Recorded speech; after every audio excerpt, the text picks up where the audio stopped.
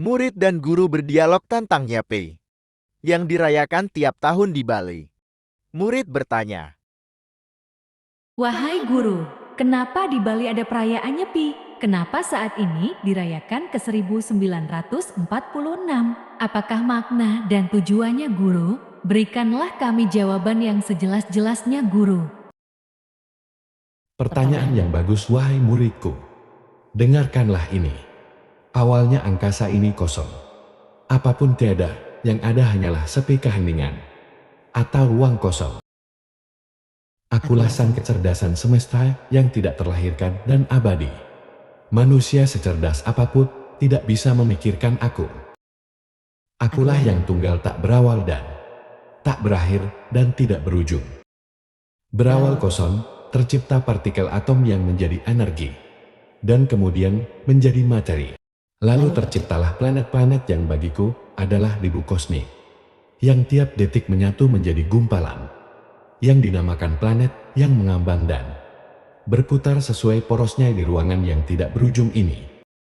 Oleh para manusia kumpulan planet ini disebutlah galaksi Bima Sakti. Dan dari sekian miliar debu planet, Bumi adalah salah satu dari ribuan planet yang hidup. Bumi memiliki 5 unsur alam berevolusi dan timbul kehidupan.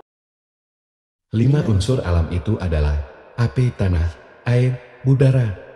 Di lapisan luar bumi adalah ozon sebagai pembatas ruang angkasa. Kemudian 5 unsur alam ini berevolusi dan tercipta atom, virus, bakteri, terus berevolusi. Hiduplah tumbuh-tumbuhan dan kemudian binatang. Terus berevolusi menjadi manusia. Manusia sendiri berawal dari manusia purba yang hidup sederhana. Lalu mengenal aku sang kecerdasan sebagai Tuhan. Aku sangat mencintai dan mengasihi ciptaanku yang taat. Semakin tahun manusia pun semakin cerdas dan hidup lebih modern. Dan di balik kehidupan modern berawal dari tahun 0078. Dulu orang Bali memiliki filosofi yang disebut Trihita Karana. Artinya 3 harmonis antara. 1 harmonis manusia dengan Tuhan. Dulu orang Bali tiap detik selalu mengingat Tuhan dan mereka sangat taat melakukan ritual dan pemujaan. Filosofi kedua, harmonis antar manusia dengan manusia. Wajib menjunjung tinggi toleransi tanpa melihat suku, ras, agama, dan golongannya saja. Harmonis ketiga adalah orang Bali. Mengenal tentang harmonis dengan alam dan sekitarnya. Dulu sebelum tahun 0078 apa yang dipikirkan orang Bali? Apa yang mereka kerjakan? Apa yang mereka ucapkan? Apa yang dikatakan? Semuanya tentang ketuhanan. Orang-orang Bali sangat suci. Sehingga mereka mampu melakukan komunikasi dan memanggil dan berbicara dengan Tuhan. Karena sifat-sifat orang Bali ribuan tahun lalu. Sebelum tahun 0078 karakternya sama seperti Tuhan itu sendiri. Karena Pulau Bali adalah pulau pilihan. Bali adalah pulau, pusatnya kehidupan. Lihatlah bentuknya. Ini bukan kebetulan, Pulau Bali ibarat ayam dan telur dan ini artinya. Pulau Bali adalah pulau surga dan pusatnya para dewata. Sifat-sifat kedewataanlah sejatinya orang Bali miliki. Namun pada tahun 0078 tiap zaman ada perubahan. Yang aku sendiri ikut campur tentang siklus kehidupan alam ini. Zaman Kali Yuga adalah zaman kegelapan. Zaman Kali Yuga adalah salah satu dari 4 jenjang zaman. Yang merupakan siklus dari Yuga. Pada saat memasuki Kali Yuga, kemerosotan Dharma merosot. Orang-orang Bali mulai dirasuki iblis dan roh-roh setan. Di pulau-pulau lainnya di dunia, sudah lebih awal dirasuki kegelapan. Dan Bali dikuasai pada bulan gelap pada tahun 0078. Namun orang-orang Bali ada yang masih berusaha mengalahkan sifat-sifat setan ini. Orang Bali yang ketuhanannya merosot berubah menjadi suka main judi, suka mabuk-mabukan, emosi tak terkendali dan cepat marah. Dan suka membuat gaduh, fitnah di mana-mana, iri hati, sombong, selingkuh, rakus, dan bahkan rela membunuh sesama makhluk. Inilah semua sifat raksasa. Sehingga beberapa yang kuat imannya melakukan ritual pemujaan kepada Sang Hyang Widi. untuk memangkas sifat rajas tamas. Tiap-tiap tahun dilakukan ritual.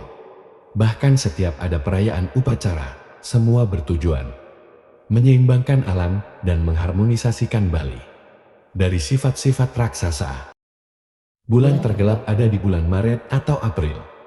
Menurut kalender Caka, kekuatan raksasa ada pada bulan tergelap ke-9. Bulan gelap ke-9 adalah malam. Kekuatan raksasa sangat kuat mempengaruhi di malam itu. Dan demi keseimbangan aku sendiri mengalah dan merestui raksasa untuk menggoda manusia. Jadi berawal tahun 2078 adalah malam pertama melakukan ritual, membuat persembahan kepada para raksasa. Dan mereka datang menerima undangan para pendeta di Bali. Lalu malamnya, mereka digotong bersama-sama keliling desa. Para roh raksasa ini pun masuk perangkap di ogoh-ogoh yang mereka buat dengan ritual yang dipimpin oleh pendeta. Kemudian ogoh-ogoh diarak keliling desa. Dan tengah malam ogoh-ogoh pun berusaha dihancurkan dan dibakar. Di awal para roh raksasa merasa bangga karena mereka merasa seperti raja diarak keliling desa. Namun mereka tertipu setelah diberikan sesajen dan minuman beralkohol. Mereka mabuk dan tak sadarkan diri dan kemudian dibakar dan mati. Kebanyakan para raksasa ini mati terbakar. Ada ribuan roh raksasa mati. Namun raksasa ini banyak yang sakti. Yang kuat berhasil lari kabur di malam itu. Akan tetapi mereka tak menyerah dan berniat akan balas dendam. Keesokan harinya akan menyerang manusia. Nah, karena ritual pemusnahan roh raksasa tidak sepenuhnya berhasil, maka keesokan harinya orang Bali berusaha sembunyi menyepikan diri. Di mana ada sepi, di sana ada energi. Dan pastinya ada kedamaian. Dan disitulah kecerdasan semesta berawal. Lalu orang Bali pada saat melakukan persembunyian, mereka tidak bepergian, jadi hanya tinggal di dalam rumah dan merenungkan Tuhan. Melantunkan kitab suci di dalam hati untuk perlindungannya. Selain bepergian, juga tidak boleh bekerja. Jadi fokus sehari mengingat leluhur. Masa ribuan tahun lalu yang semua berketuhanan totalitas. Dulu orang Bali memasak memakai kayu bakar dan demi tidak ketahuan oleh para raksasa yang sedang ada di luar dan terbang di atas mondar-mandir. Dari persembunyian orang Bali rela tidak memasak dan puasa 24 jam supaya tidak diketahui ada asap dan tercium bau makanan oleh para raksasa. Jadi persembunyian harus sukses. Juga pada malamnya tidak ada cahaya, tidak ada nyala api atau lampu. Itu semua demi menutup diri dari para raksasa. Para raksasa yang marah terbang berputar-putar di atas langit Pulau Bali.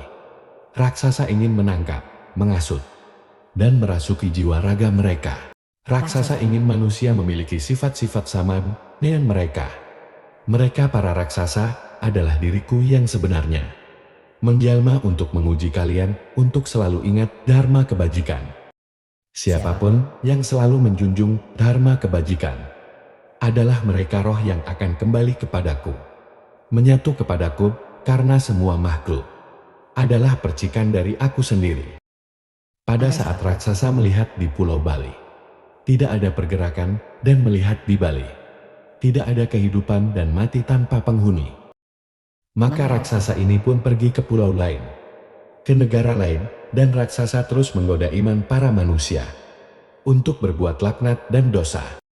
Akan tetapi sampai saat ini orang-orang Bali masih banyak menjunjung tinggi dharma dan memiliki kedamaian di lingkungan mereka, dan sebagian sudah terjerumus dan hidup menyimpang. Jadi kenapa perayaan pada tahun ini, tahun 2024, orang Bali merayakan YP tahun 1946? Karena di awalnya P atau perayaan tahun kehidupan baru dimulai tahun 2078 tambah tahun 1946 sama dengan 2024. Apakah penjelasanku sudah cukup memuaskanmu muridku? Apakah adakah yang lagi yang mau engkau tanyakan? Wahai guru yang maha suci, jika engkau penyebab semua ini, kenapa engkau harus menciptakan raksasa dan menggoda manusia? Pertanyaan yang cerdas, wahai muridku. Apapun bisa aku ciptakan, semuanya ada alasannya.